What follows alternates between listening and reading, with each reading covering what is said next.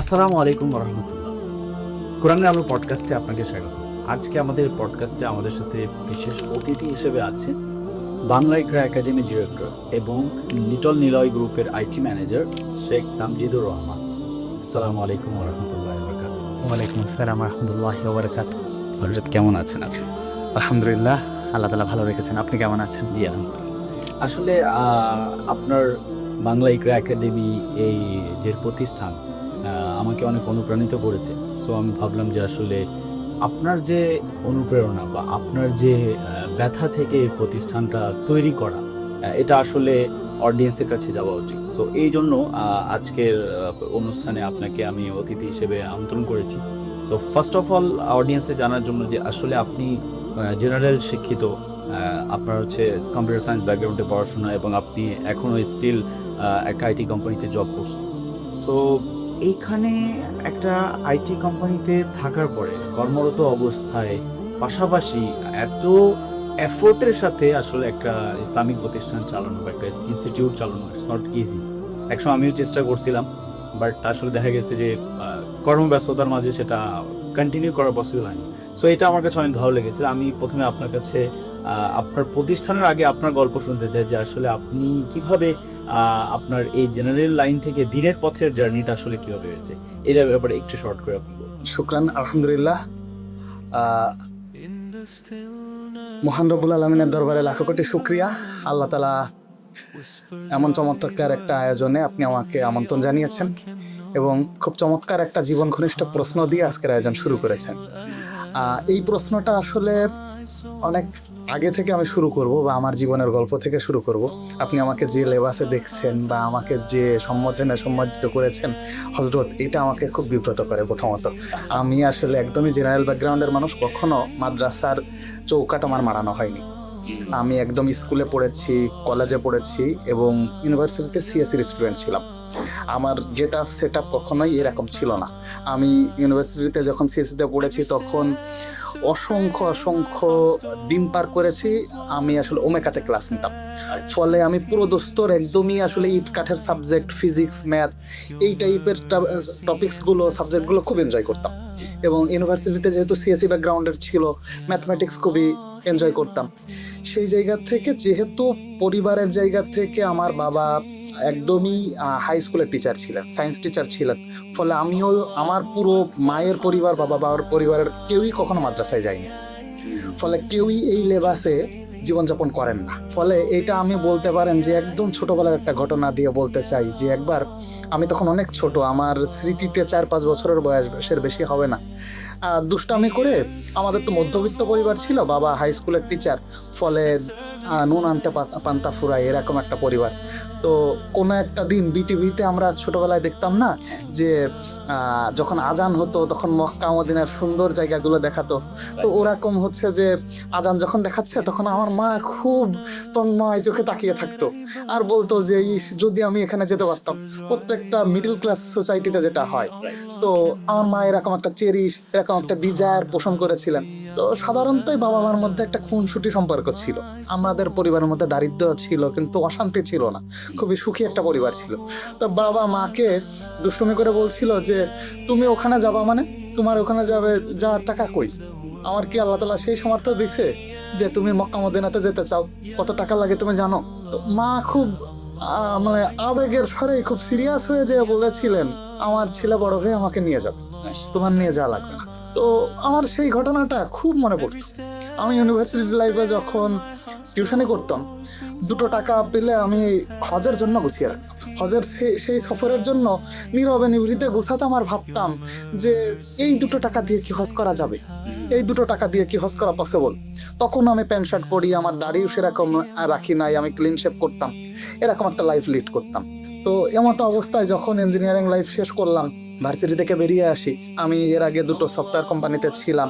সেই সফটওয়্যার কোম্পানিগুলোতে থাকাকালীন কোনো একটা সময়, যেহেতু পরিবারটা ইসলামিক, বাবা যে এলাকায় আমরা যশোর টালিখোলাতে বড় হয়েছি, ওই মাদ্রাসার সভাপতি ছিলেন টানা 12 বছর। ফলে নামাজের বুঝটা আমাদের ছিল, 5 ওয়াক্ত নামাজ না পড়লে বাবার যে রক্তচক্ষু, সেটা থেকেই বড় হয়েছি। ফলে নামাজের প্র্যাকটিসটা ছিল, রোজার প্র্যাকটিসটা ছিল, সততার জায়গা থেকে 100% ছিল যে শিক্ষক পরিবারে বড়। ফলে আমার বাবা আমার চাচা চাচি, পরিবারের 7-8 জন টিচার। ফলে সততার জায়গা, যে বিশ্বস্ততার জায়গা, এই জিনিসটাকেই আসলে ছোটবেলা থেকে শিক্ষার মধ্যে দিয়ে বড় হয়েছিলাম। কিন্তু নামাজ যে ইসলামিক যে কারিকুলাম বা এই যে ঘরনা, সেটা পাইনি। আমি এখন সেটার দিকে যাচ্ছি। তো একটা পর্যায়ে আব্বু যখন শেষের দিকে, আব্বু যখন রিটায়ার্ড করে গেলেন 2012 সালে, আব্বু রিটায়ার্ড করেন বেসরকারি একটা স্কুলে ছিলেন। ওইটার থেকে রিটায়ার্ড করার পরে একটা বেসরকারি বোর্ডের থেকে একটা টাকা পাওয়া যায়। আমাদের ওই টাকাটার দুটো পোর্শন থাকে, একটা হচ্ছে বেসরকারি বোর্ডের আর একটা ট্রাস্টি বোর্ডের, এরকম কিছু একটা। তো ওই টাকাটা আসতে আসতে মিসিং হয়। ওই সময় কিছু মানে অ্যাপ্লিকেশন সাবমিশনের সমস্যা ছিল। সার্বিকভাবে ওইটা পেতে পেতে 17 সাল পর্যন্ত দেরি হচ্ছিল। আনফরচুনেটলি আমি তখন একটা ছোট্ট চাকরি করি নিটোলে, তখন আমি ঢুকেছি কেবল। এমন অবস্থায় আমার বাবার ক্যান্সার ধরা পড়ে, লাং ক্যান্সার। তো এবং সেটা ছিল 3rd স্টেজ। আমার বাবার সারা জীবনের যদি বলেন সম্পদ বলতে, আমার বাবা 9 ভাই বোনের বড় ছিল। প্রত্যেকটা ভাই বোনকে উনি শিক্ষিত করেছেন আলহামদুলিল্লাহ। আমার প্রত্যেকটা চাচা ফুফুরা আমাদেরকে সেই রকম ভাবেই, বাবা যে এখন নাই সেই টেক কেয়ারটা করেন। অনেক পরিবারে দেখা যায় যে বড় ভাই যে টেক কেয়ারটা করে, ছোট ভাইরা সেই সেভাবে দেখেন না। আলহামদুলিল্লাহ ওনারা খুবই কর্ডিয়ালি দেখেন। তো সেই জায়গা থেকে আমরা পুরো পরিবার হয়ে বাবার শেষ জীবনটা 8 মাস উনি ক্যান্সার জীবনটা পার করেছেন। ওই টাইমটাতে আমার একটা মানসিক পরিবর্তন হয় যে জীবনের যে ক্রান্তি লগ্ন, এই সময়গুলাতে আসলে জীবনের কি মূল্যায়ন আছে, আমাদের তো একদিন ফিরেই যেতে হবে। এটা ছিল একটা বড় টাস্ক লাইফের থেকে। একটা কারণের জন্যই আমরা পরিবর্তিত হই, আমাদের প্রত্যেককে ফিরে যেতে হবে। এটা ছিল ফার্স্ট স্টেপ। জীবনের টুকরোটাকে বিভিন্ন ঘটনার থেকেও এটা আমাকে সবচাইতে বড় টাস্ক করে যে বাবাকে চলে যেতে হবে। আমরা বুঝে গিয়েছি 8 মাস আমি নিটোলে চাকরি করতাম। আলহামদুলিল্লাহ আমার হচ্ছে যে 9টাতে ঢোকার আগে বাবাকে কেমোথেরাপি দিয়ে আসতাম। আবার আমি হচ্ছে যে সারাদিন অফিস করতাম, নিজের ব্লাড টেনে।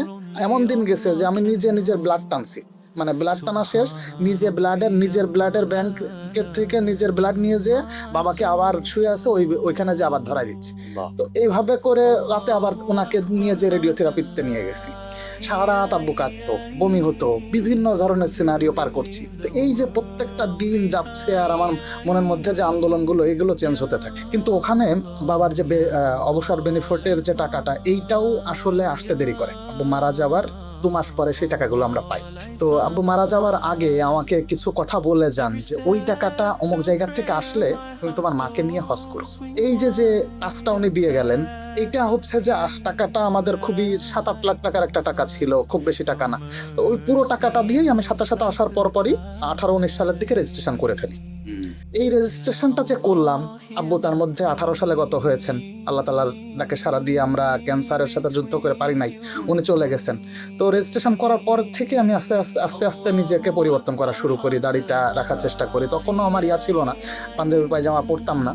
তো এরপরে করোনা আসে, করোনার মধ্যে দিয়ে আমি সূচনা শুরু হলো। হ্যাঁ, এই একটা স্টেপ আমি কোনভাবে করে আসলে পরিবর্তিত হচ্ছি। তখন পর্যন্ত বাংলা ইকরা একাডেমির কিছুই শুরু হয়নি, আমার নিজের পরিবর্তনটা শুরু হচ্ছে। এরপরে আস্তে আস্তে 2019 সাল গেল করোনার জন্য, 20 গেল, 21 গেল। আমরা এই 3 বছর করোনার জন্য মানে যে স্লট ছিল, হজের স্লট, এটাতে আমরা যেতে পারি না। আমি বলবো যে ওই 3টা বছর আগে যদি আমি হজ করতে পারতাম, আমার এই পরিবর্তনটা হয়তো আরো 2-3 বছর আগে থেকে শুরু হতো।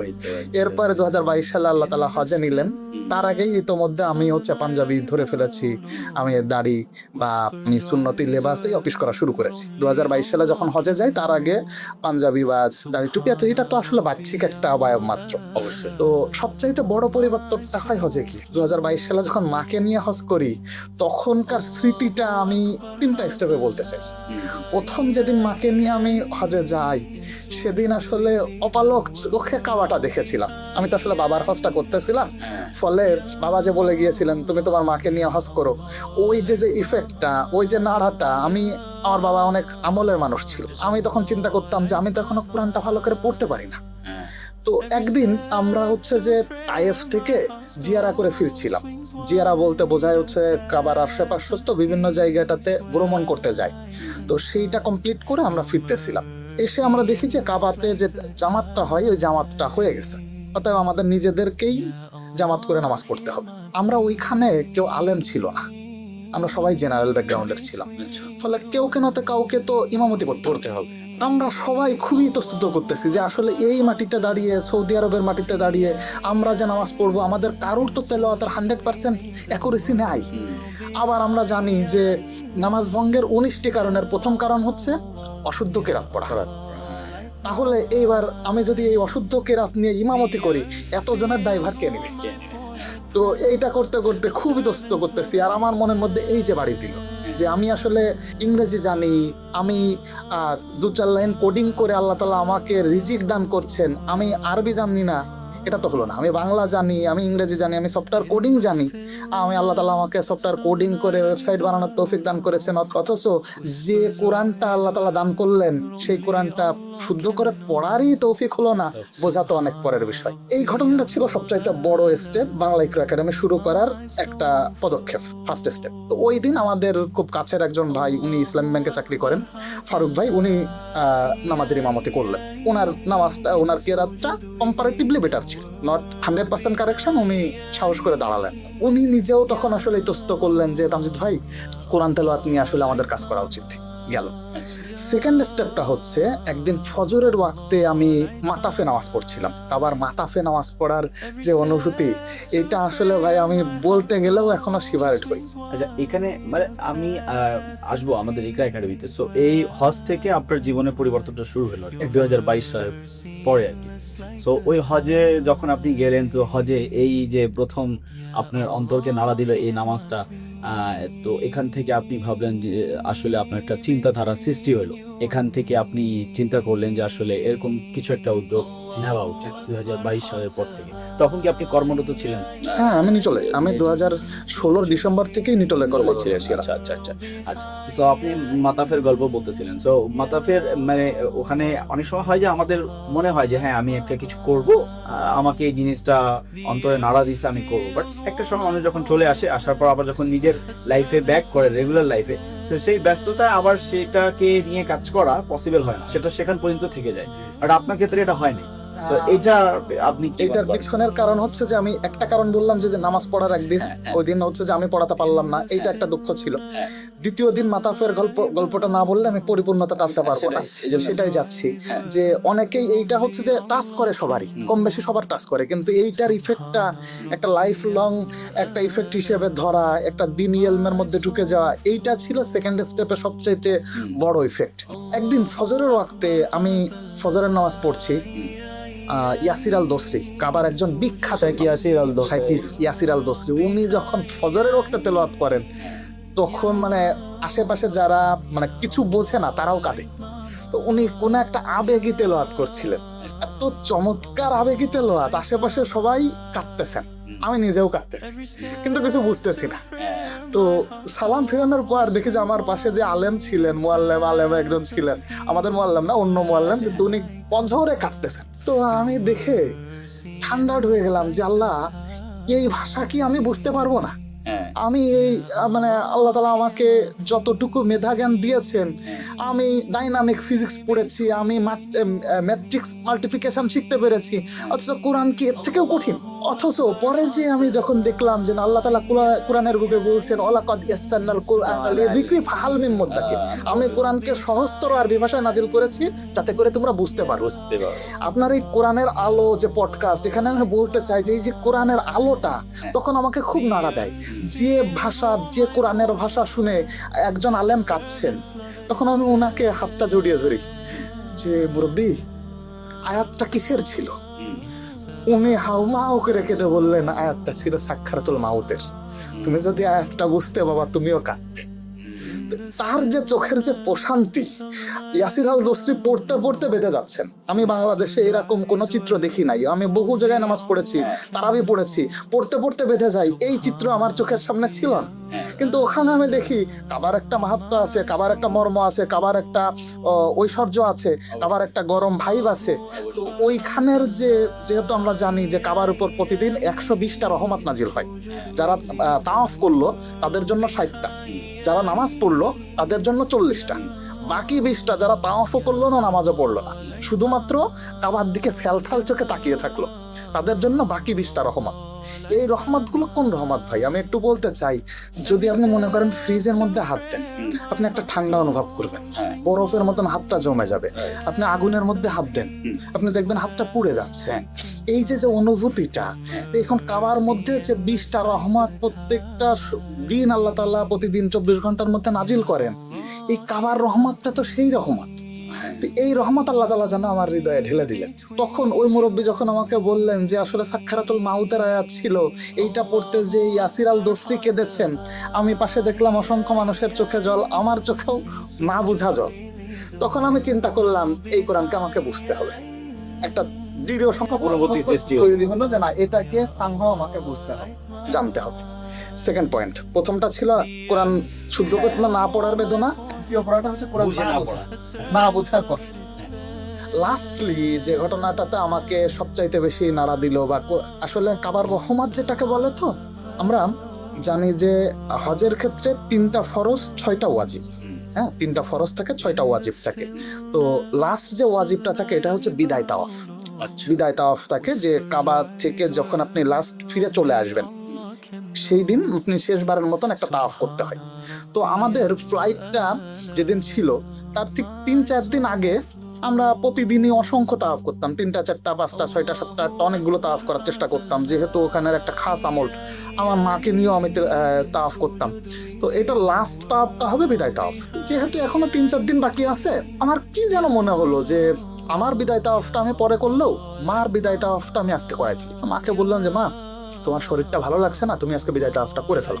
তো মা বললো যে এখনো তো 3-4 দিন বাকি, এরপরেও তো কাবাতে আসা হবে, যে তুমি তারপরেও করে ফেলো। তা মাকে নিয়ে আমি বিদায় তাওয়াফটা করালাম, চোখের জল ঝরিয়ে আমরা শেষবারের মতন। মা এমন একটা হিসাব যে এরপরে আর আম্মু আসবেন না, আসলেও সেটা নফল তাওয়াফ হবে, এরকম আর কি। আল্লাহর কি মানে ইশারা, যেদিন ওই দিন তাওয়াফ করে মা বাসায় আসার পর, মানে হোটেলে আসার, কাবার হোটেলে আসার পর থেকে অসম্ভব জ্বর, অনেক জ্বর। এরপরের থেকে উনি আর নিচেই নামতে পারেন না, মানে উনি যে ওয়াশরুমে যাবেন সেটাও তার জন্য কষ্ট। 1 দিন 2 দিন 3 দিন হয়ে গেছে, যেদিন আমরা ফিরে আসবো আর হয়তো 24 ঘন্টা বা 12 ঘন্টা বাকি আছে, এমতো অবস্থায় মা তখন আমাকে দেখে হাউমাহুকে রেগে দিয়ে বললেন, বাবা আমি তো এরপরে হয়তো বা আর কাবাতে কখন আসবো না আসবো ঠিক নাই, আমি আর একবার কাবা দেখতে চাই। তো বিদায় তাওয়াফটা আমি আর একবার করতে চাই, বা আমি আর একবার কাবা না দেখে যেতে চাই। তখন আমি চিন্তা করলাম যে মাকে অতখানিক নিয়ে যাওয়া সম্ভব না, হাঁটিয়ে নিয়ে যাওয়া সম্ভব না। তখন আমি নিচে নেমে আল্লাহ তাআলার কাছে দোয়া চাইলাম যে আল্লাহ, দোয়া করতেছি যে কিভাবে করে আমি মাকে নিয়ে যাবো, কোনো একটা হুইল চেয়ার লাগবে আমার। তো সামহাও আল্লাহ তাআলা মিলাই দিলেন, কাবার মাটিতে আমি যে দোয়া করি সব দোয়াই নাকি কবুল হয়। তা যে কোনো ভাবে আমি 10 রিয়াল দিয়ে একটা হুইল চেয়ার ম্যানেজ করতে পারলাম। ওই হুইল চেয়ার নিয়ে যখন আমি মাকে নিয়ে ঠেলে, আমি এমনিতে হাঁটতে পারেন কিন্তু লাস্ট তাওয়াফটা করানোর জন্য আমি হুইল চেয়ারে নিয়ে গেছি। ওই দিন নিয়ে গেলে আমার কাছে মনে হয়েছিল যে আমার মা এত খুশি, এত মানে তার চোখে মুখ দিয়ে যে প্রশান্তি, ওই প্রশান্তি দিয়ে উনি শেষ একটা দোয়া করে বসেন। আচ্ছা, আমার সামনে থেকে ফিরে আসার সময় শেষ দোয়া যে ইয়া রাব্বুল আলামিন, আমার সন্তানকে তুমি যে সে যে দুঃখ ভরা হৃদয়ে কোরআন বুঝতে চাচ্ছে, বোঝার মতন একটা ওসিলা তুমি করে দিও। মার ওই দোয়াটা আসলে তো, মার দোয়াটা তো মুখের হয়তো বা বলেছিল, কিন্তু আমার জন্য তো আসলে একটা আঘাত ছিল যে না, এইটা যে মা দোয়া করে ফেলেছে আমাকে তো এটা করতে হবে, এটা তো বাস্তবায়ন করতে হবে। এই 3টা স্টেপের পর আলহামদুলিল্লাহ বাংলাদেশে চলে আসি। এখন মার ওই শেষ আয়াতটা বা শেষ দোয়াটা আমার জন্য হিট করে যে না, এটাকে শুধু আবেগে পড়ে থাকলে হবে না, আমাকে যে কোনো স্টেপ নিতে হবে। তখন আমি চিন্তা করলাম যে আমার পক্ষে তো এখন যে এই যে 9টা 6টা কর্পোরেট অফিস করে আমার পক্ষে তো এখন যে মাদ্রাসায় ভর্তি হওয়া সম্ভব না। আবার আমাদের পরিবার খুবই রিয়েলিস্টিক ফ্যামিলি, কোনোভাবে করে আমি যদি তাবলিগের কোনো মানে মাহফিলেও যাই বা চরমনের কোনো মাহফিলে যাই, আমি কাউকে কোনো খারাপ বলবো না, ভালো বলবো না, কোনো এই দিকে আমি না যেই বলছি। আমার পরিবারটা এতটাই রিয়েলিস্টিক, আমাকে কখনোই কোনো দলের কোনো মাহফিল বলেন, কোনো মজলিসেও যেতে দেয়নি। খুবই আলাদা একটা সেপারেট গণ্ডিতে রেখে বড় করেছেন। হ্যাঁ, আলহামদুলিল্লাহ সবাই ভালো, সবার সাথে আমার ওঠা বসা ছিল। বাংলাদেশের যত ধরনের মানুষ, কর্নার ক্রিয়েট না একটা করতে কর্নার ক্রিয়েট না, আমার গায়ে কোনো ট্যাগ না থাকে। চাই না। তো তখন আমি যখন চিন্তা করলাম আমি যদি এখন মাদ্রাসায়ও যাই, তখন চিন্তা করবে যে হয় কওমি অথবা আলিয়া অথবা অমুক গোষ্ঠী, তাদের ছত্র ছায়াকে চলে গেল আমাদের ছেলেটা, বাবা চলে গেছে, চাচাদের হাতে আমি এখন মানুষ। আমি বলে দিতে চাই যে যেহেতু আমি মানে 2012 সালে আব্বু রিটায়ার্ড করে ফেলে, এরপর চাচারা আমার পুরো দায় দায়িত্ব নিয়ে নেন, ফিনান্সিয়াল বিষয়টা আমি একটু আগে বলেছিলাম। ফলে ওনাদের একটা ইয়া ছিল, প্রেশার ছিল যে কোনোভাবেই কোনো গোষ্ঠী বা কোনো সম্প্রদায় বা কোনো রকম কোনো দলের ছত্রছায়ায় গেলে ওনারা মনক্ষুণ্ণ হবে। তো তখন আমি চিন্তা করলাম যে না, আমাকে তো কোরআন শিখতে গেলে কোনো একটা প্রাতিষ্ঠানিক জায়গা থেকে শিখতে হবে। আমি কোনো শুধু কোরআন দেখে পড়ে এটাকে সহি করতে পারবো না, বুঝতে পারবো না। তখন আমি চিন্তা করলাম যে ওকে, এখন তো অনলাইনের যুগ, আমি যেহেতু ডিজিটাল ব্যাকগ্রাউন্ডের মানুষ, হোয়াই নট এটাকে আমি অনলাইনে কোনো একটা টিচার রেখে আমি শিখতে পারি। তখন আমি চিন্তা করলাম যে ওকে, আমি তাহলে শিখতে চাই, কিভাবে করে কার কাছ থেকে শিখবো। তখন আমি যেহেতু জেনারেল ব্যাকগ্রাউন্ডের মানুষ, অতএব আমি খুঁজছিলাম যে এমন একজন মানুষের কাছ থেকে শিখবো যিনি একাধারে বাংলা, ইংরেজি এবং আরবি সমান তালে যেন শিখতে পারেন। কেননা আমার পক্ষে মাদ্রাসায় গিয়ে শেখা সম্ভব না। একই সাথে এমন কোনো কওমি মাদ্রাসার কোনো একজন যদি হুজুর হন, নো ডাউট তার তেলাওয়াতটা অনেক সুন্দর হবে, কিন্তু তার সাথে আমার মতন একজন জেনারেল ব্যাকগ্রাউন্ডের একজন মানুষকে রিলেট করে সেটাকে শিক্ষাদান করাটা বা অ্যারাবিক জিনিসটা বোঝানোটা আসলে এত সহজে আমি ক্যাচ করতে পারবো কিনা আমি জানি না। ফলে আমি আল্লাহ তাআলার কাছে তখন দোয়া করি যে একই সাথে আমি কোরআন বুঝতে চাই, ইংরেজি লিটারেচারটা গ্রামারটা সহ, বাংলা লিটারেচার গ্রামারটা সহ যেন আরবিটাকে আমি রিলেট করতে পারি, এমন কোনো একজনকে খুঁজছিলাম। আল্লাহ তাআলা তখন একজন চমৎকার মানুষের সাথে আমার পরিচয় করিয়ে দেন, মুফতি আব্দুল্লাহ তামিম। উনি আসলে অনলাইনে খোঁজ করতে করতে ওনার সাথে আমার পরিচয়, একদমই আসলে সিভি সর্ট করতে করতে ওনাকে পেয়ে গেলাম। তো পাওয়ার পরে তখন আলহামদুলিল্লাহ উনি যেহেতু একই সাথে ইংরেজিতে গ্রাজুয়েট আবার মুফতি, ফলে ওনার গ্রাজুয়েশনও আছে, আবার এদিকে আবার উনি মুফতি, ওইদিকেও উনি পড়াশোনা করেছেন। ফলে সার্বিকভাবে ওনাকে এফোর্ড করার মতন, ফাইন্যান্সিয়ালি এফোর্ড করার মতন আমার পক্ষে খুব দুরূহ হয়ে ওঠে। তখন আমি চিন্তা করলাম যে আমি যেহেতু ডিজিটাল ঘরানার মানুষ, এটাকে আমি যেহেতু ডিজিটালি পড়বো, আমি একা পড়তে গেলে হয়তো বা এফোর্ড করতে পারছি না। সো দ্যাট আমি এটাকে এক কাজ করি, আমি তো আসলে কাবা থেকে চিন্তা করে আসলাম নিজে শিখবো, এটাকে আমি একটু ইলাবোরেট করলাম যে তাহলে এটাকে আমি এক কাজ করি, আমি পুরো ব্যাচ ধরে শিখি। আমি একটা হচ্ছে যে অনলাইনে বিজ্ঞাপন করব যেটা দিয়ে আসলে আমরা নিজেরা শিখতে পারি।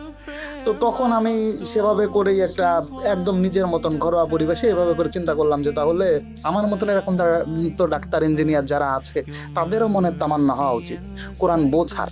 তখন কোরআন যে শিক্ষা করতে হবে, শুদ্ধ করতে হবে, এইটার থেকে আমার শুদ্ধ তো আমি পাড়ার মোড়ের যে কোনো মুআল্লিমের কাছ থেকে, যে কোনো আলেম, যে কোনো মুয়াজ্জিনের কাছ থেকেও শিখতে পারি, কিন্তু বোঝার জন্য যে টেকনিকটা সেটা তো একটু ডিফারেন্ট ক্যাটাগরি যেতে হবে, এই সিস্টেমে যেতে হবে। তো আব্দুল্লাহ তামিম সাহেবকে যেহেতু আমি পেয়ে গেছি, ওনাকে এফোর্ড করার জন্য আমরা 2 মাসের একটা কোর্স মডিউল শিডিউল করলাম ওনার কাছ থেকে বসে, এবং সেই আলোকে তখন আমি একটা অনলাইনে ক্যাম্পেইন করলাম। ওটা ছিল বাংলা ইকরা একাডেমির যাত্রার শুরু। তখন যখন এটাকে একটা পরিমণ্ডলে চলে আসলো যে না, এটাকে হচ্ছে যে তাদের কাছ থেকে আমি একটা রেজিস্ট্রেশন ফি নিয়ে ফেলছি, কারণ আমার শায়েখকে হচ্ছে যে অনারিয়াম দেওয়া লাগবে, এইটাকে হচ্ছে তাদের একটা দায়িত্বের মধ্যে চলে আসলো। তখন আমরা করলাম কি, যে নির্বাচিত কিছু শব্দ, যে শব্দগুলো কোরআনের বুকে অসংখ্যবার ব্যবহৃত হয়েছে, সাপোজ মাত্র 125টা শব্দ ব্যবহার হয়েছে কোরআনের বুকে, মনে করেন আপনার কোরআনের 50% শব্দই কভার হয়ে যাবে। এভাবে করে 60%, 70% এই কোর্সগুলো বিভিন্ন মডিউলে একদম বাংলা গ্রামার, ইংরেজি গ্রামার, যেভাবে করে past tense, present tense, future tense, voice, narration, এইগুলোকে একদম উনি করলেন কি, উনি তখন স্লাইড আকারে নিয়ে আসলেন, প্রেজেন্টেশন স্লাইড আকারে প্রত্যেকটা ক্লাসের জন্য অসম্ভব রকমের এফোর্ট দিয়েছেন প্রথম দিকগুলোতে। তখন আমি একা, তখন উনি স্লাইড গুলো বানায় নিয়ে আসতেন। আমরা প্রথম ব্যাচে 78 জন ডাক্তার, ইঞ্জিনিয়ার এবং ঢাকা মেডিকেলের ডক্টর, ঢাকা ইউনিভার্সিটির টিচার, বিভিন্ন ডক্টর, ইঞ্জিনিয়ার, এই লেভেলের সমাজের সবচাইতে এলিট শ্রেণীর আমরা কিছু ভাই ব্রাদার, আমরা 78 জন মিলে প্রথম ব্যাচটা শুরু করলাম। এটা ছিল 2022-এর সেপ্টেম্বরের ব্যাচটা ছিল। তখন আমাদের এই পথ চলাটা শুরু হলো।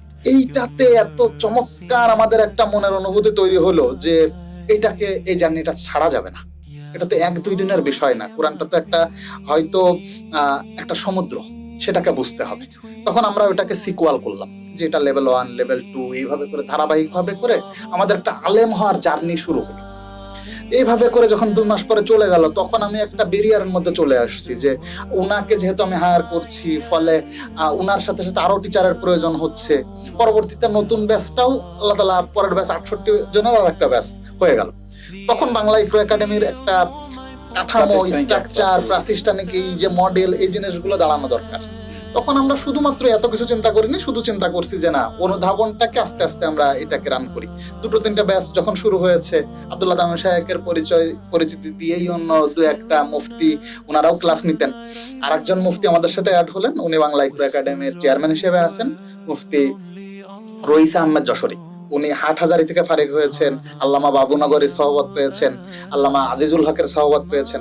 ফলে খুবই যোগ্য মানুষ, ওনাকে আমরা চেয়ারম্যান হিসেবে নিয়ে পুরো জিনিসটাকে, যেহেতু এরকম জেনারেল ব্যাকগ্রাউন্ডের মানুষদের জন্য পথ দেখানোর জন্য এরকম একজন আলেমের প্রয়োজন ছিল। ফলে ওনাদের দিক নির্দেশনায় আমাদের 1 বছর পর্যন্ত শুধু অনুধাবনের জার্নিটাই একটা গতি পেল।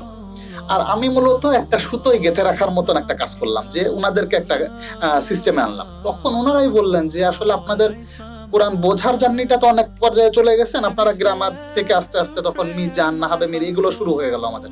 এখন আমরা তারকিবের পর্যায়ে আছি, কোরআন ধরে ধরে আয়াতগুলোর তারকিব করছি। তারকিব মানে একদম মানে ওইটার শব্দ উঠানো, অর্থ উঠানোর দিকে আমরা চলে গিয়েছি। সিনিয়র ব্যাচটা, জুনিয়র ব্যাচগুলো আছে আলহামদুলিল্লাহ।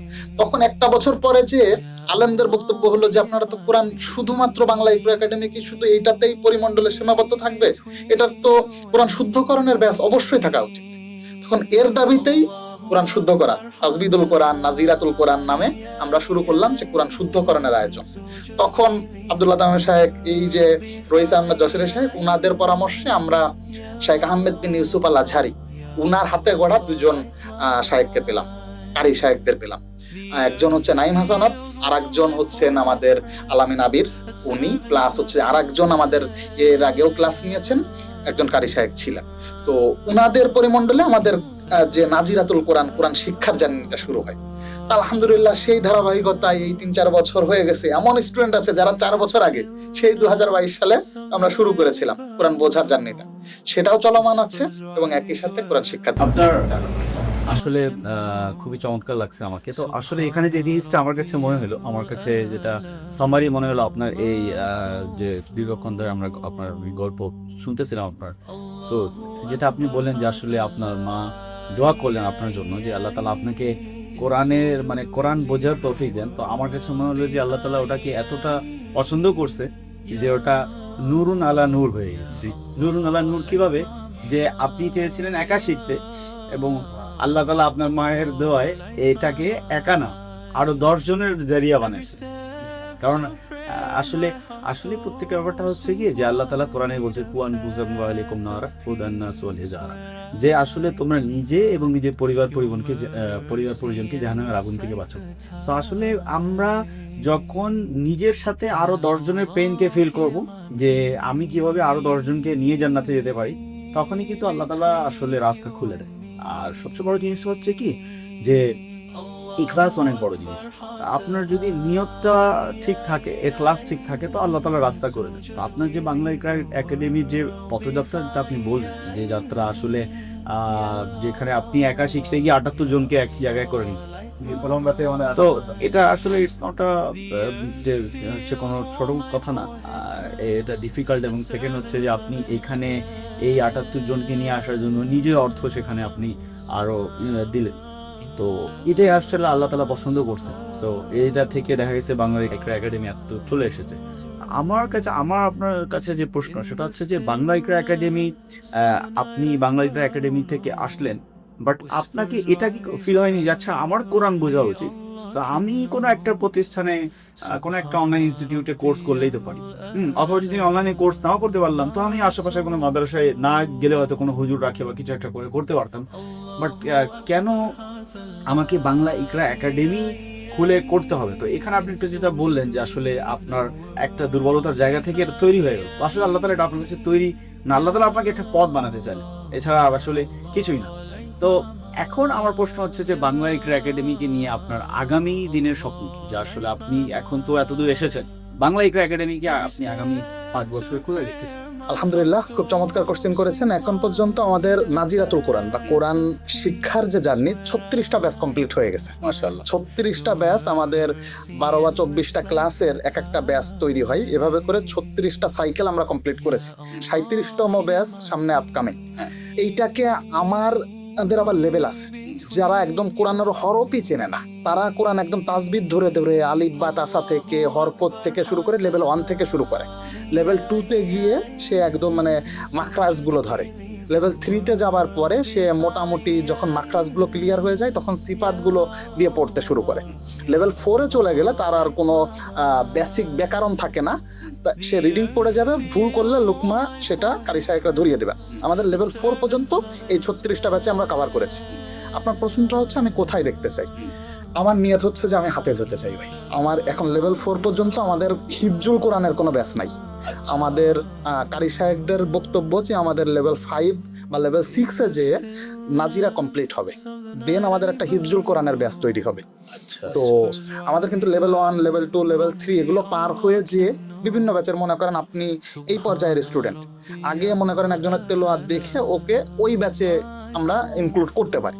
তা আমি ওই লেভেল 1 থেকেই কিন্তু শুরু করেছিলাম। আলহামদুলিল্লাহ এখন লেভেল 4-এর আমি কিন্তু কখনো আমি বলতে এটা রাজি না যে বাংলা ইকরু একাডেমির আমি অমুক পদে আছি বা অমুক পরিচালনা পরিষদে। আমি বলতে চাই আমি বাংলা ইকরু একাডেমির স্টুডেন্ট। কেননা নবী পাক সাল্লাল্লাহু আলাইহি ওয়াসাল্লামের হাদিস, খায়রুকুম মান তাআল্লামাল কুরআনা ওয়া আল্লামা, সেই ব্যক্তি সর্বোত্তম যে ব্যক্তি কোরআন নিজে শিক্ষা করে এবং অপরকে কোরআন শিক্ষা দেয়। তো আমি এটাই পছন্দ করি যে আমি কোরআন শিক্ষা করি। কেননা আমি কর্পোরেটে জব করছি, এইটা কোরআন শিক্ষার মতন চমৎকার জিনিস তো অন্য কিছু হতে পারে না। আমার এইখানে এসে আমার নিজের পরিবার অনেকে আছে এটা গোপনে করে, আমি এটা গোপনে করতে চাই না। আমার একাডেমিতে আমার চাচা স্টুডেন্ট হিসেবে ক্লাস করেছেন, আমার ফুপু আমার স্টুডেন্ট হিসেবে ক্লাস করেছেন, এটা ভালো লাগার কাজ করে। তো এরপর আপনাকে যেটা বলতে চাই যে আমি কোথায় দেখতে চাই, প্রথমত হচ্ছে যে আমি আমার ব্যাচগুলোকে হিফজুল কোরআনের ব্যাচ পর্যন্ত নিয়ে যেতে চাই এবং আমি নিজে হিফজ শুরু করতে চাই। মারার আগে আমি হিফজ করে মারা যেতে চাই। একই সাথে পুরো কোরআনটাকে আমি যে কোনো জায়গা থেকে অনুধাবন করে হৃদয় দিয়ে যেন বুঝতে পারি, যে কোনো একটা আয়াতেরই যেন আমি তারকিব করতে পারি, যে কোনো একটা জায়গা যে কোরআন থেকে বের হলে যেন আমি এটাকে মানে তাফসির করার মতন যোগ্যতা অর্জন যেন আল্লাহ তাআলা না করায় কবরে ডাক না দেন, এটাই আমার লক্ষ্য। মানে আসলে আপনি চাচ্ছেন যে আসলে বাংলা ইকরা একাডেমি যেখানে নাজিরা লেভেল শুরু করে লেভেলে একটা পর একটা লেভেলে যাচ্ছে, তো এখান থেকে খুব শীঘ্রই বেশ কিছু হাফেজ এখান থেকে বের হবে, জেনারেল শিক্ষিত যারা জেনারেল শিক্ষিত কিন্তু এটা হিফজ করতে হয়। এটা অনেক বড় আসলে ব্যাপার। অনেকের ইচ্ছা থাকে, আমার নিজেরও ইচ্ছা থাকে যে হ্যাঁ যদি হিফজ করার সুযোগ পাইতাম বা সময় পাইতাম, তো আল্লাহ তাআলা এটা হয়তো। এখানে আমি একটা কথা বলতে চাই যে অনেকে মনে করে কি যে আমি হিফজটা শুরু করব, কিন্তু হিফজ করার জন্য কোরআন শুদ্ধ হওয়াটা প্রয়োজন। অবশ্যই অনেকেরই আসলে কোরআনটা শুদ্ধ না, কিন্তু আমরা চেষ্টা করি যে আমি আমপারাটা মুখস্থ করে ফেলবো। আমাদের কারীদের এত স্ট্রিক্টলি এটা মেনটেন করেন যে না, আপনার কোরআন আগে শুদ্ধ হতে হবে। অবশ্যই অবশ্যই। এটা শুদ্ধ করার জন্য লেভেলগুলো আমরা কমপ্লিট করব। কোরআন যদি শুদ্ধ না হয়, কোরআন তো আল্লাহর কালাম, আল্লাহর সাথে কথা বল। যদি আমি আল্লাহর সাথে কথা বলি, কথা শুদ্ধ না হয়, তাহলে আমার ইবাদত কিভাবে সেভাবে যোগ্য হবে? তো আসলে তো আমাকে কথা বলা শিখতে হবে, তারপর তো মুখস্থ এসেই যেখানে লেভেল বাই লেভেল যাচ্ছেন। আমাদের আরেকটা জিনিস হলো যে যেমন অনুধাবন যে ব্যাপারটা, কোরআনের অনুধাবন বাংলাদেশের ক্ষেত্রে যেটা দেখা যায় যে সাধারণত যারা শিক্ষিত সমাজে, যারা জেনারেল শিক্ষিত, মোটামুটি একটা সময় বার করার পর যেভাবে আপনি ফিল করছেন, তারা অনেক সময় ফিল করে যে আমার কোরআনটা বোঝা উচিত, বুঝে পড়া উচিত, তো তখন তারা শেখেন। বাট দেখা গেছে যে এর রেশিওটা অনেক কম থাকে। কারণ হচ্ছে কি, আমার কাছে যেটা মনে হয়েছে যে বাংলাদেশে বা সাবকন্টিনেন্টে এটা আমাদের আসলে ছোট থেকেই মানে আমরা এভাবে আসলে হ্যাবিচুয়াল এবং এভাবে ট্রেন করা আমাদেরকে, যে আমাদের কাছে মনে হয় যে কোরআন শুধু সওয়াবের জিনিস। যে এবং সাধারণত কি হয়, যখন কেউ মারা যায় তখন কোরআন খোলা হয়, অথবা দেখা গেছে যখন কোনো প্রোগ্রাম থাকে, কোনো অনুষ্ঠান থাকে, কোনো নতুন কিছু সূচনা, তো কোরআনকে এগুলোর সাথে শুধুমাত্র কানেক্টেড করে দেওয়া হয়েছে। আর হয়ে গেল আপনারা ধরে নেন যে কিছু আয়াত মুখস্থ করে কোরআনের নামাজে পড়ে, এতটুকুই। বাট আর এবং সোয়াবের জিনিস আসলে আমার কাছে যেটা মনে হয়েছে যে কোরআনের যে সোয়াবের ব্যাপারটা, এটা আসলে হইলো যে এক্সট্রা বেনিফিট, যেটা আল্লাহ তাআলার পক্ষ থেকে আল্লাহ তাআলা দিয়েছেন কোরআন যে তেলাওয়াতকারী তার জন্য, তার মর্যাদার জন্য। কিন্তু আসলে কোরআন তো নাজিল করা হয়েছে যে আপনার একটা জীবন বিধান। আপনি অ্যাজ এ ইঞ্জিনিয়ার আপনি কাজ করেন, আপনার কাছে বই আছে, আপনার কাছে কোডগুলো আছে, তারপরও আপনাকে মেন্টর লাগে। হ্যাঁ, বড় যে আপনার সিনিয়র ইঞ্জিনিয়ার আছে তার হেল্প লাগে। হ্যাঁ, তো আল্লাহ তাআলা তো এভাবেই আসলে আমাদেরকে গাইড বুক দিয়েছেন আমি পৃথিবীতে চলবো কিভাবে, এবং ইসলাম শুধু একটা ধর্ম যেখানে আসলে প্রসব করারও পদ্ধতি বলে দেওয়া হয়েছে, যে কিভাবে প্রসব করতে হবে, কিভাবে খাইতে হবে, রাষ্ট্র কিভাবে চালাইতে হবে, প্রত্যেকটা জিনিস যেখানে একেবারে স্পষ্টভাবে তুলে ধরা হয়েছে। তো এইখানে আমাদের কোরআনের সাথে অনেক বড় দূরত্ব, কোরআন অনেক বড় দূরত্ব, কারণ আমরা ওই যে সওয়াব পর্যন্ত এটাকে রাখি দিয়েছি। তো এই জায়গায় বাংলা ইকরা একাডেমির প্রচেষ্টাটা কি, যে আসলে এইটাই আমি বলতে চাচ্ছিলাম যে আমাদের তো নাজিরার যে শুদ্ধকরণের লেভেলগুলো যেভাবে বললাম না, এইটার যে অনুধাবনের যাত্রা দিয়েই কিন্তু বাংলা ইকরা একাডেমির শুরু। কেননা রব্বুল আলামিন কোরআনে বলছেন আফালা ইয়াতাদাব্বারুনাল কুরআনা আফালা কুলুবিন আখফালুহা, তোমরা কি কোরআনকে শিখবে না, নাকি তোমাদের কোরআনগুলো তোমাদের হৃদয়টা তালাবদ্ধ? তো আমরা আসলে কোরআনটাকে প্রথমত চিন্তা করি এটা কঠিন, এইটাকে আমার পক্ষে সম্ভব, আবার এটা কি অনলাইনে সম্ভব, এই ধরনের জিনিসগুলো ব্যারিয়ার হিসেবে কাজ করে। আবার আমাদের যে প্রসিডিউরে শেখানো হয়, কিছু কিছু মানে অলিক স্বপ্ন আমাদেরকে দেখানো হয় যে এটা 1 মাসে 2 মাসে কি হয়ে যাবে না। আমরা চিন্তা করি যে আমি 2 মাস পরে আমি কোরআনকে একদম গড় গড় করে বুঝে যেতে পারবো না, এরকম আমি একটা চিন্তা করি। আমরা এই ফ্যাসিনেশন নিয়ে কোরআন বোঝার চেষ্টা করি। রমজান মাস আসলে আমরা দেখি যে অনেকে চিন্তা করে, কিন্তু এর জন্য আমরা করি কি, যে আমাদের অনুধাবনের লেভেল 1, লেভেল 2, লেভেল 3, লেভেল 4 এগুলো তৈরি করেছি। একদম লেভেল 1 যেটা, সেটাতে একদম নির্বাচিত কিছু শব্দ দিয়ে এইটাকে গুছিয়ে নিয়ে আসা হয়, এবং কোরআনের যে শব্দগুলো বেশিবার ব্যবহৃত হয়েছে সেগুলোর ব্যবহারিক প্রয়োগ হিসেবে একদম মানে সূরা ফিল থেকে সূরা নাস পর্যন্ত, সূরা ফাতিহার প্রত্যেকটা শব্দের তাফসীর সহকারে কতবার ব্যবহৃত হয়েছে, এই জিনিসগুলো লেভেল 1 এ কভার হয়ে যায় একজন মানুষের। তাহলে সে নামাজ যখন পড়বে, যখন সেই সূরাগুলো পাঠ করে যখন সিজদায় যাবে, এখন নামাজের যে রুকুর তসবিহ, সিজদার তসবিহ, এই জিনিসগুলো বুঝে বুঝে তৈরি করার জন্যই আসলে আমাদের লেভেল 1 নাজিরাতুল কোরআন যে লেভেল 1টার অনুধাবনের যে লেভেল 1, এই যাত্রাটা শুরু হয়। এখন এই যে লেভেল 2 তে যখন যায়, তখন সেক্ষেত্রে অ্যারাবিক গ্রামারটা তো আমাদের জন্য কঠিন মনে হয়। এজন্য আমরা করেছি কি একদম English grammar, present tense, past tense, এই যে present indefinite, present continuous, present perfect, এই জিনিসগুলোর অ্যারাবিক ভার্সন কি। আমরা জানি যে পাস্ট টেন্স মানে হচ্ছে এইটা হচ্ছে অতীতকাল, কিন্তু অ্যারাবিকে এটাকে বলে ফেলে মাদি, আরবিতে ওটাকে আবার যখন আমরা ফিউচার টেন্স বলি তখন ফেলে মুদারে। এই মাদি মুদারে যখন বলা হয় তখন আমাদের জন্য খুব কঠিন। কিন্তু আমি যদি বলি যে না, আজকে আমরা শুধু পাস্ট টেন্সের আলোচনা করব, দেন আমাদের জন্য সহজ। আমরা আমাদেরকে ঠিক লেভেল 2 থেকে এইভাবে করে ইংরেজি গ্রামারগুলো আমরা জাস্ট ক্লাসে ঢুকে পড়ি যে আজকে হচ্ছে আমরা পাস্ট টেন্স পড়বো, ইজি। আমরা আজকে হচ্ছে ফিউচার টেন্স পড়বো। ফলে আমাদের যে অডিয়েন্স সবাই তো জেনারেল ব্যাকগ্রাউন্ড, ফলে তারা বুঝতেই পারতেছে না যে না, আমি আসলে নতুন কোনো কিছু শিখতেছি, আমি জাস্ট ট্রান্সফরমেশন বা ট্রান্সলেশন, অন্য একটা ভাষার রূপান্তর শিখতেছি। এইভাবে করে লেভেল 2, এক্স্যাক্টলি লেভেল 3, লেভেল 4, আস্তে আস্তে আস্তে আস্তে করে এইভাবে করে যাওয়া হয়, যাতে করে এমন একটা বেসমেন্ট তৈরি হয়ে যায়। কেননা আরবি যদি আপনি জানতে হয় তাহলে প্রথমত হচ্ছে নাহু সরফের জ্ঞান লাগে। প্রথমত হচ্ছে যে আপনি যদি সরফ জানেন তাহলে পাস্ট টেন্স, টেন্সের একটা জ্ঞান হয়ে যাবে। এটা আমাদের লেভেল 3 বা লেভেল 4 এর মধ্যে কমপ্লিট হয়ে যায়। এবং লেভেল 5 এ গিয়ে যেটা হয় যে নাহুর জ্ঞানটা নেওয়া হয় আর কি। তার কি নাহুর জ্ঞানটা হচ্ছে জের জবর পেশ, বিসমিল্লাহি কেন হলো, বিসমিল্লাহু কেন হলো না, হ্যাঁ, লিল্লাহি কেন হলো, লিল্লাহু কেন হলো, গ্রামারের জায়গাগুলো এটা কভার হয়ে যায়। লাস্টলি বলতে চাই যে মূলত আমাদের লেভেল 1, 2, 3, 4, 5 পর্যন্ত আছে অনুধাবনের এই 5 পর্যন্ত হলে গ্রামার বেসটা হয়ে যায়।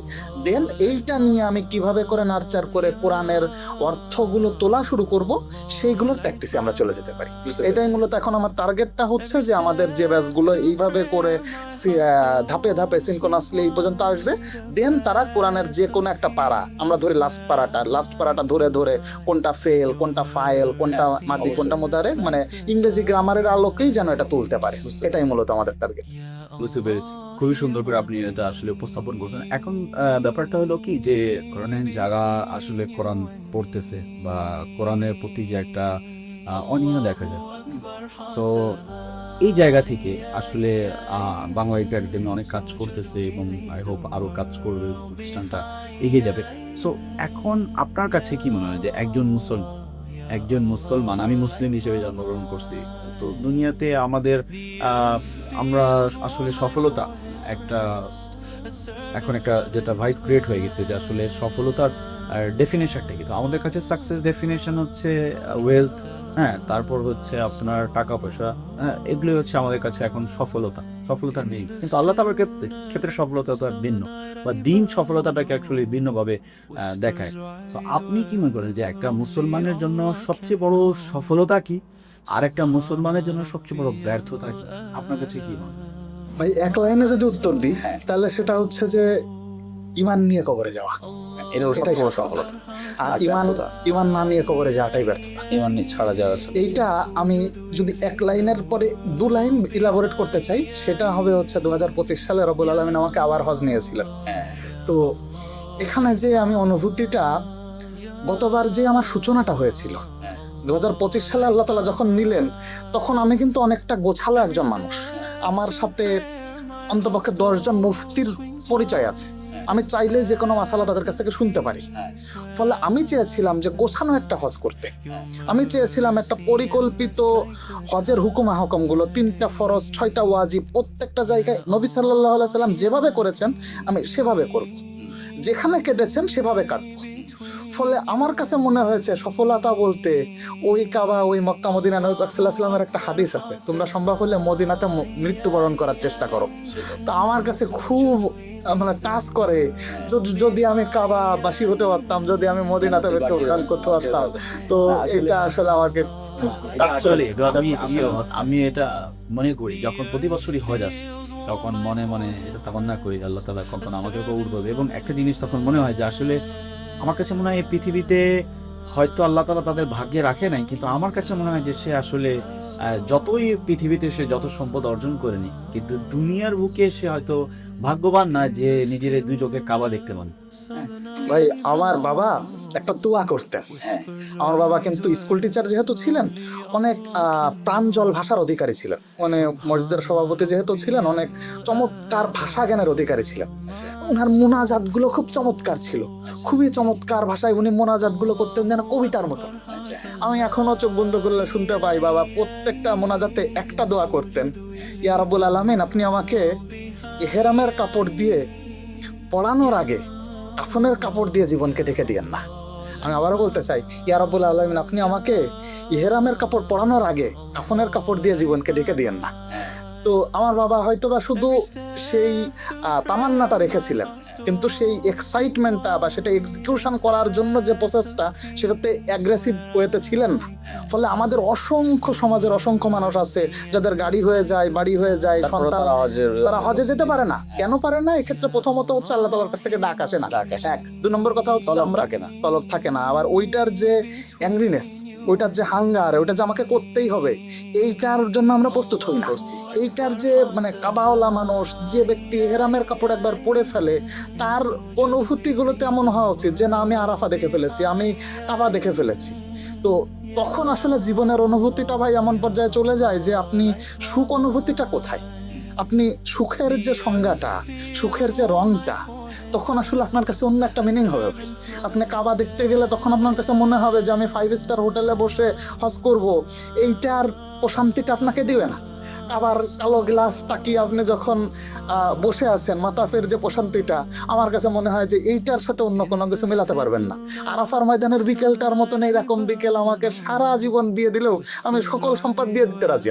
আমাকে ওই রকম একটা বিকেল যদি এখানে একটা জিনিস যেটা আজকে পডকাস্ট থেকে বুঝে দেওয়া, যে আসলে বাংলা ইকরা একাডেমির যে জার্নিটা এবং আপনি যেদিকে পথে আগাচ্ছেন, আপনি চাচ্ছেন আসলে যে যে মানুষগুলো বাংলা একাডেমির সাথে যুক্ত হবে, ধরে নেন যে একজন মানুষ যে কোরআন করতে পারে না, তো এখানে আসে, তিনি হচ্ছে কাজিরাতুল কোরআন শিখতে পারবেন। সেটা শেখার পরে উনি হচ্ছে অনুধাবনের কোরআনের ব্যবস্থা করতে পারবে, সেটা করতে পারবে।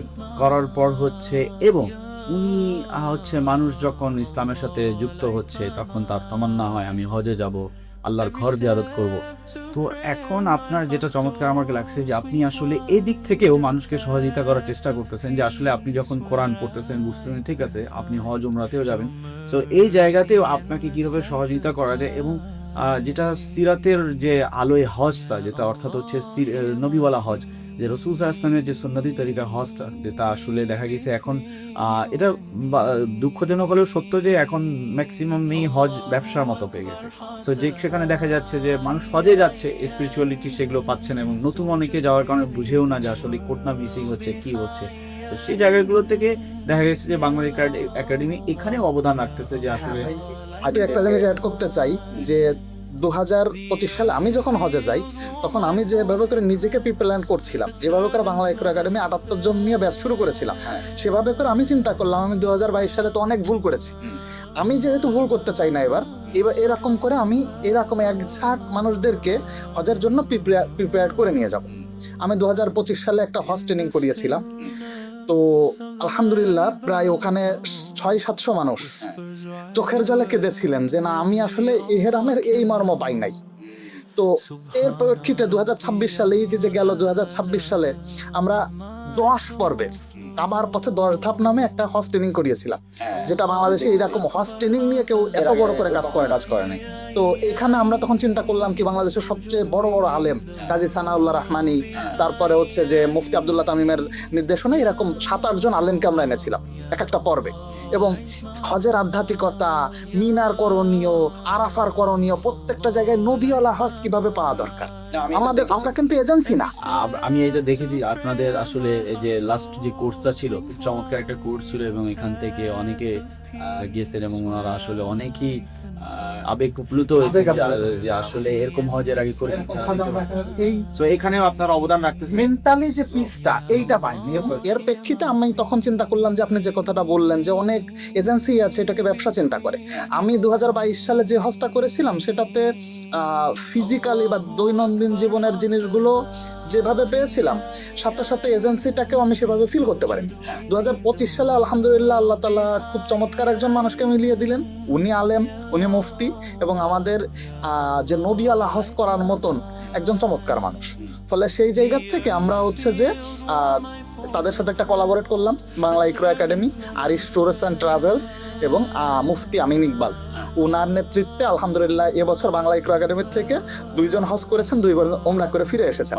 তো তাদের ফিরে এসে তাদেরও অনুভূতি আলহামদুলিল্লাহ চমৎকার, তারাও বলেছেন যে আমরা খুব চমৎকার একটা সুন্নতি হজ পেয়েছি। যেহেতু আপনি 25-এ নিজের একটা হজ করছেন, একটা পরিবর্তন আপনার ওই হজে এসেছে, আর দ্বিতীয় হয়ে গেল যে আপনার এখন 2-3 জন দিয়েছে এবং আপনি কোর্স লাস্টে ট্রেনিং দিয়েছেন, অনেকে সেখানে যুক্ত হয়েছে এবং তারা অনেক আনন্দিত হয়েছে।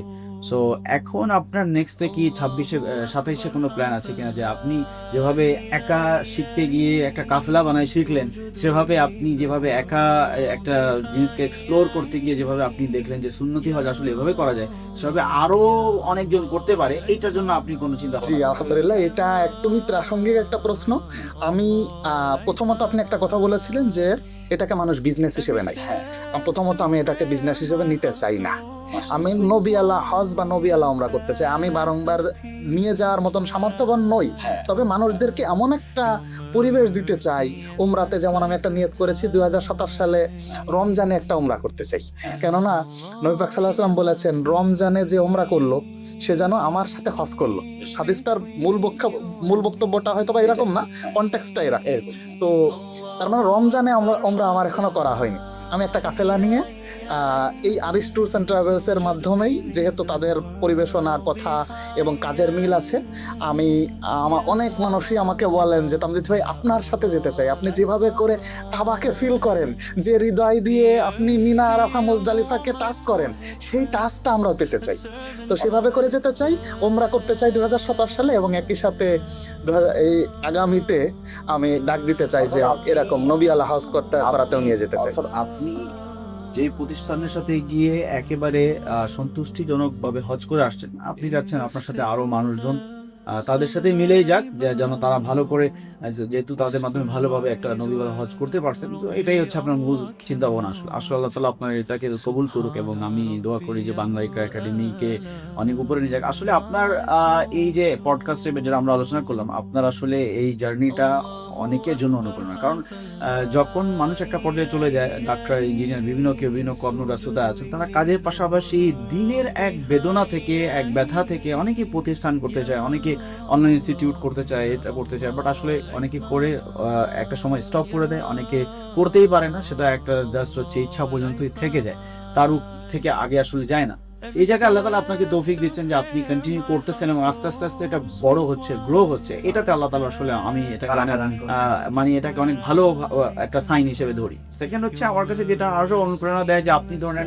একটা কর্পোরেট জব করতেছেন যেখানে 9টা থেকে 6টা, এই 6টার পর আসলে আমি নিজেও দেখছি যে আসলে আপনি 6টা থেকে আপনার অফিস থেকে আসে 6:30টায় মিটিং করতেছেন, 7টার দিকে মিটিং করতেছেন, রাত 11টার দিকে মেসেজ করতেছেন, 12টার দিকে, মানে আপনি এমন ভাবে কন্ট্রিবিউট করেন আর এমন ভাবে আপনার টিমের সাথে ডিসকাস করেন। আমি যেটা দেখছি যে কেউ মনেই করবে না যে আপনি এক্সিস্টিং কোনো জবেও আছেন, এত সময় আপনি কিভাবে পাচ্ছেন। তো এখানে আমাকে একটা জিনিস এটাও দেখছি যে আসলে আপনি যে কাজের পাশাপাশি এগুলো করতে পারতেছেন, এটা যে এনার্জি, তারপর সময়ের বরকত, এটা আসলে আল্লাহ তাআলা আপনার এই ক্লাসের কারণে আল্লাহ তাআলা আপনাকে একটা মানুষ কোরআনের একটা অপরিচিত আয়াত বোঝার পরে যে কাঁদে, এর যে প্রশান্তিটা, এইটা যদি আপনি কখনো পান, সেইটার যে স্পিরিচুয়াল প্রশান্তিটা, আমাদের একটা কোর্স আছে তারকিব, নাহু তারকিবের একটা ক্লাস আছে, ওই ক্লাসটা যখন হয়, আমরা যখন একটা অপরিচিত কোরআনের আয়াতটা আমার জন্য জীবন্ত হয়ে ওঠে, ওইটার যে প্রশান্তিটা, এইটা আমি লাখ টাকা দিয়েও মনে হয় পাবো না ভাই। এটাই হচ্ছে আপনার আসলে মূল একটা যে এনার্জি বা স্পিরিটের যে একটা মূল রিজন এটা আছে। আল্লাহ তাআলা আপনার বরকত দান করুক। আজকের পডকাস্টটা আমরা এখানে শেষ করবো। আসলে অনেক ভালো লাগলো আপনার সাথে কথা বলে। আল্লাহ তাআলা বাংলা লিটার একাডেমিকে আরো জাযা দান করুক এবং প্রতিষ্ঠানকে আরো অনেক বড় করে দিক। এবং আমি আসলে দোয়া করি আপনার এই ক্লাস, আপনার এই মেহনতের মাধ্যমে আল্লাহ তাআলা বাংলা লিটার একাডেমিকে ঘরে ঘরে এবং আমাদের বাংলাদেশে বিশেষ করে ইউথ এবং যারা কোরআন শিখতে চাচ্ছেন, কোরআন বুঝতে যাচ্ছেন, কোরআনে আল্লাহ তাআলা ঘরে ঘরে পৌঁছে দিই এবং আল্লাহ তাআলা আজকের এই প্রোগ্রামকে কবুল করুন। আলহামদুলিল্লাহ, আপনাকে অসংখ্য ধন্যবাদ এত চমৎকার করে বাংলা ইকরা একাডেমিকে পক্ষ থেকে আমাকে দাওয়াত করার জন্য, এবং কোরআনের যে আলোটা বাংলা ইকরা একাডেমির মাধ্যমে আমরা ছড়িয়ে দেওয়ার চেষ্টা করছি, এটা দর্শক যারা আছেন, যারা এই পডকাস্টটা শুনবেন, তাদের কাছে শুধু একটাই দোয়া চাই যে বাংলা ইকরা একাডেমির এই যে পথ চলাটা, এইটার জন্য আপনারা দোয়া করবেন এবং এই পথ চলার সাথী হওয়ার জন্য দাওয়াত রইল। আসসালামু আলাইকুম ওয়া রাহমাতুল্লাহি ওয়া বারাকাতুহু।